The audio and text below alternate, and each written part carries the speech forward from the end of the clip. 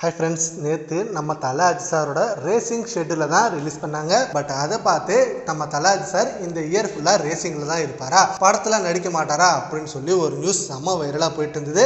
ஆனால் தெளிவாக சொல்லியிருந்தாங்க, நம்ம தல அஜித் சார் ரேசிங்கில் இருந்தாலும் பட் படத்துலையும் நடிப்பார். படத்துக்காக ஷெட்யூல்லாம் ஒதுக்கிட்டாரு. அண்ட் ஃபுல்லாக ரேசிங்கில் இருக்க மாட்டார்.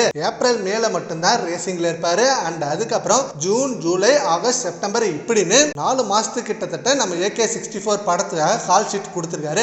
அண்ட் அதுக்கப்புறம் ரேசிங் போவாரு. இதுக்கு நடுவுல அவரோட டீம் மட்டும்தான் ரேசிங்ல பங்கேற்கும். இவர் மென்டரா இருப்பாரு. ஸோ அதுக்குள்ள நம்ம தல அஜித் சார் ரேசிங்லேயே போயிட்டாரு, படம் இப்போதைக்கு எடுக்க முடியாது, படத்துல நடிக்க மாட்டாரு அப்படின்னு சொல்லி ஏகப்பட்ட விஷயங்கள் செம்ம வைரலா போயிட்டு இருந்தது. இப்போ அதை கன்ஃபார்ம் பண்ற விதமா சொல்லிட்டாங்க.